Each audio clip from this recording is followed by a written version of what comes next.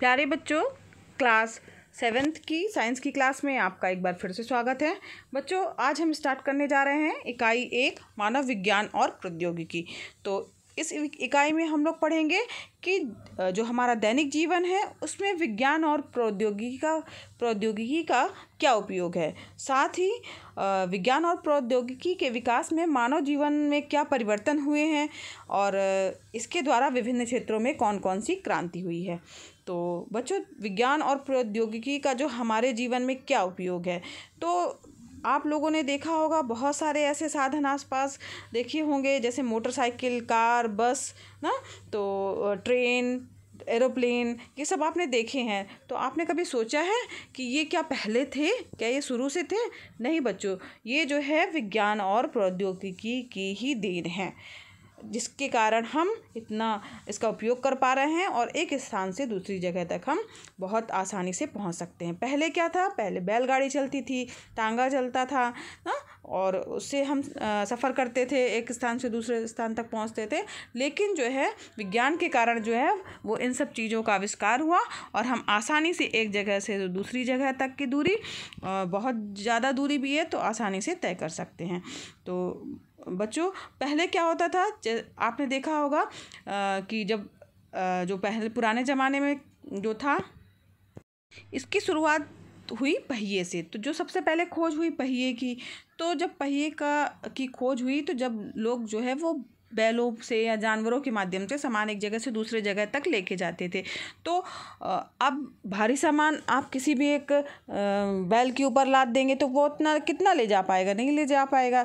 तो ऐसा किया गया कि पहिए को पीछे की तरफ लगा दिया गया, जहाँ पर सामान लादा गया है। ढेर सारी बोरियां लादी गई हैं। आपने देखा होगा बैलगाड़ी, टांगा गाड़ी। तो इन सब में क्या होता है कि जो पहिया को जो लगा दिया गया है, उसके कारण जो है वो बैलों के द्वारा गाड़ी को खींचना सरल हो जाता है, क्योंकि पहिया लग गया है तो घर्षण बल जो है वो कम हो जाता है और बैल जो है आसानी से पूरी बैलगाड़ी को खींच ले जाता है।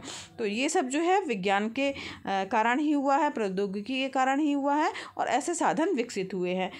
बच्चों, आपने देखा होगा आपके घर में सिलेंडर जो है वो भारी सिलेंडर जब देके जाता है तो कितना भारी होता है। उसे एक जगह से दूसरे जगह रखने के लिए जो है वो आपने देखा होगा कि स्टैंड आने लगा है, जिसमें 4 पहिए लगे रहते हैं और उस स्टैंड में आपने अगर सिलेंडर रख दिया तो आप आसानी से पूरे सिलेंडर को कोई भी छोटा बच्चा एक जगह से दूसरी जगह तक ले जा सकता है। तो ये सब जो है वो विज्ञान की ही देन है। अब हम चर्चा करते हैं विज्ञान और प्रौद्योगिकी के विकास से मानव जीवन में परिवर्तन के बारे में। तो विज्ञान और प्रौद्योगिकी के विकास के कारण जो है वो बहुत सारे अलग अलग क्षेत्रों में, चाहे वो यातायात का क्षेत्र हो, चाहे वो बच्चों चिकित्सा का क्षेत्र हो, चाहे जनसंचार का क्षेत्र हो, मनोरंजन का क्षेत्र हो और कृषि का क्षेत्र हो, तो नए नए आविष्कार जो है हुए हैं। जैसे कि डीजल इंजन, रेडियो, टेलीविज़न, ये सब जो है इन सब का आविष्कार हुआ है अलग अलग क्षेत्रों में। पेट्रोल की उपलब्धता, हल्के एवं शक्तिशाली इंजन को के कारण ही जो है पेट्रोल उपलब्ध हुआ, हल्के व शक्तिशाली इंजन बने, ठीक है।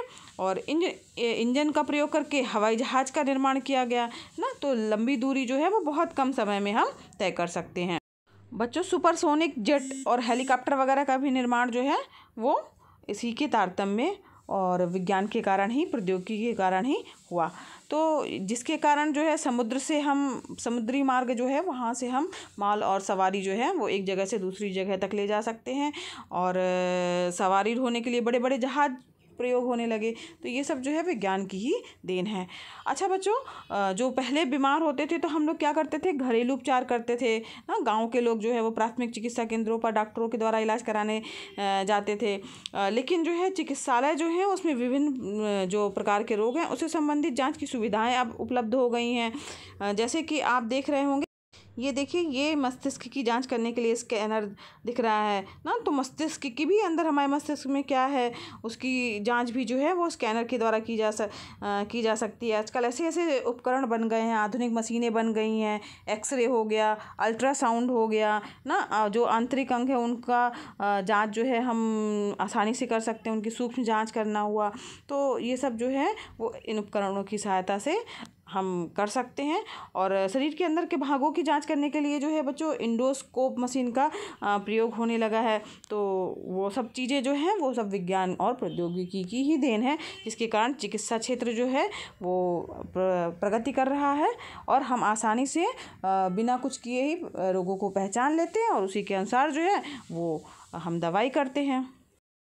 बच्चों पहले टेलीफोन तो था नहीं ना, तो सुविधा पहले टेलीफोन की रहती नहीं थी। हाल चाल जानने के लिए जो है वो एक दूसरे को लेटर लिखते थे, कोई संदेश वाहक को भेजते थे, टेलीग्राम करते थे। कभी कभी तो बहुत पहले के ज़माने में क्या होता था कि जो कबूतर थे उनको प्रशिक्षित किया गया था, कबूतर जो है वो एक जगह से दूसरी जगह संदेशों को ले जाते थे। परंतु जो आज का वैज्ञानिक युग आ गया है तो यहाँ पर आपने देखा ही होगा कि संदेश के आदान प्रदान के लिए पहले फैक्स वगैरह चलता था कि हाँ उससे छपा हुआ संदेश एक जगह से दूसरी जगह तक आसानी से आ जाता था, पहुंच जाता था ना। ईमेल वगैरह कर देते थे, तो इन सब का प्रयोग हो रहा है ना। पीसीओ वगैरह थे बात करने के लिए, फिर मतलब कि हम उनसे दूर बैठे व्यक्ति से हम बात भी कर सकते थे। अब तो बच्चों ऐसा भी हो गया है, ऐसी व्यवस्था भी हो गई है कि आप वीडियो कॉलिंग कर सकते हैं, देख सकते हैं एक दूसरे को बात करते हुए ना। आईएसडी मतलब विदेशों में रहने वाले लोगों के लिए बात करने के लिए भी फ़ोन की सुविधा थी ना। तो किसी भी कोने में टेलीफोन के द्वारा संपर्क करने की सार्वजनिक सुविधा जो है वो अब हो गई है। तो ये सब किसकी देन है बच्चों? वैज्ञानिकों की देन है और विज्ञान की देन है। पहले बच्चों लोग घुड़सवारी करते थे, शतरंज खेलते थे, चौपाल होती थी ना, और ढोलक वगैरह के माध्यम से जो है संगीत वगैरह का आनंद करते थे, मनोरंजन करते थे। लेकिन अब क्या हो गया है, अब मोबाइल आ गया है, कंप्यूटर आ गया है, वीडियो गेम आ गए हैं, तो इनके द्वारा जो है लोग मनोरंजन करते हैं और गेम्स वगैरह खेलते हैं ना। तुम लोग खेलते हो ना मोबाइल में गेम, तो इनके माध्यम से हम सब जो है वो अपना मनोरंजन कर रहे हैं। तो ये सभी क्या है बच्चों? आधुनिक विज्ञान व प्रौद्योगिकी की ही देन है। तो इनके माध्यम से जो है वो हम मनोरंजन कर रहे हैं, अपना संदेश एक जगह से दूसरी जगह ले जा रहे हैं और चिकित्सा वगैरह में आधुनिक जो है वो उपकरणों का प्रयोग कर रहे हैं। तो इस प्रकार बच्चों आज के लिए आज की क्लास में बस इतना ही।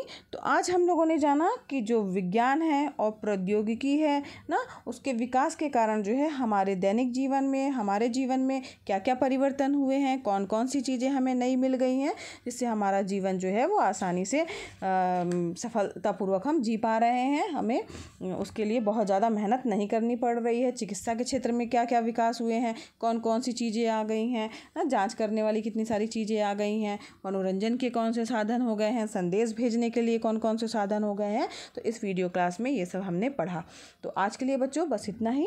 वीडियो पसंद आया हो तो वीडियो को ज़रूर लाइक कीजिएगा और चैनल पर नए हैं तो चैनल को सब्सक्राइब कीजिए। साथ ही बच्चों बेल आइकन भी दबा दीजिएगा, प्रेस कर दीजिएगा, ताकि जो है वो घंटी का चिन्ह आता है ना उसको प्रेस कर दीजिएगा, ताकि आपको जो नए वीडियो हैं उनका नोटिफिकेशन मिलता रहे और सबसे पहले मिलेगा आपको, तो आप देख पाएंगे मेरे वीडियो।